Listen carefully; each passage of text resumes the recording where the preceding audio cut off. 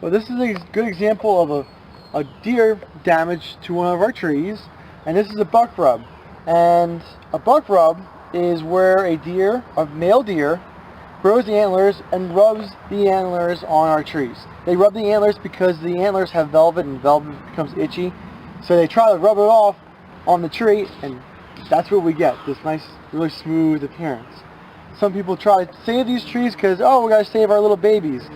We don't like saving them when they have damage like this, because when they're damaged, these diseases can start to occur. And this is a gallery that we have either to a bark beetle or a borer. A bark beetle is a little beetle that drills in and just makes a little gallery just underneath the bark, between the bark and the xylem.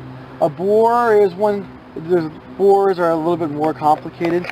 They either can have a gallery on between the bark and the xylem, or they can actually go into the xylem. You should probably look it up on what kind of borer it is, and that will help. The gallery will help identify the type of borer that it is.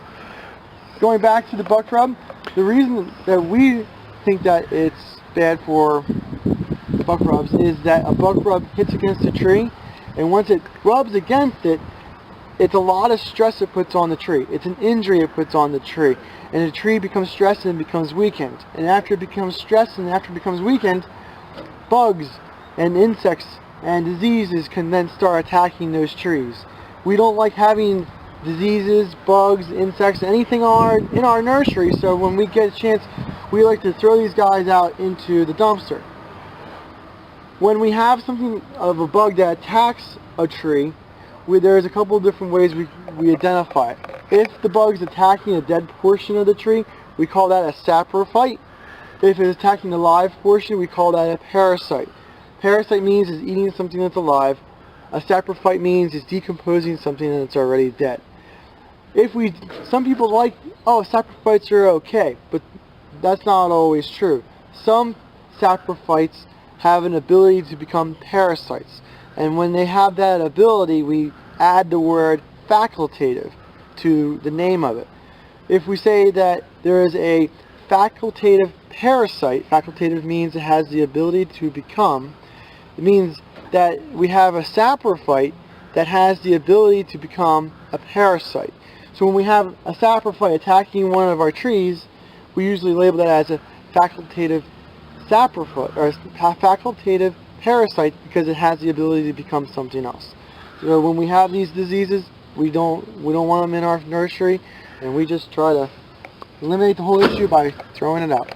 And did you stay at the Holiday Inn Express last night? No, I did not. I just know it. Okay. All right. Thank you, Mike. Thank you. One tree that is seldom damaged by deer in your landscape is a multi-stemmed river birch tree. Single stems do get damaged hard, but multi-stems seem to thwart off the deer.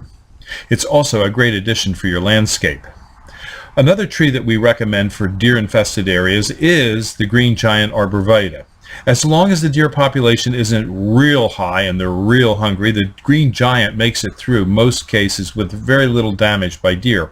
Since it grows so fast, if the deer do browse it a little bit, it seems to grow back.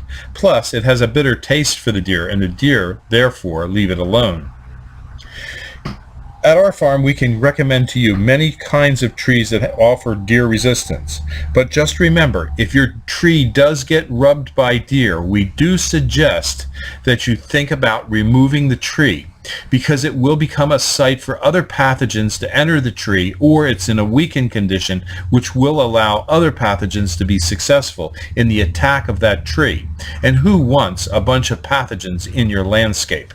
So call us at 215-651-8329 at Highland Hill Farm.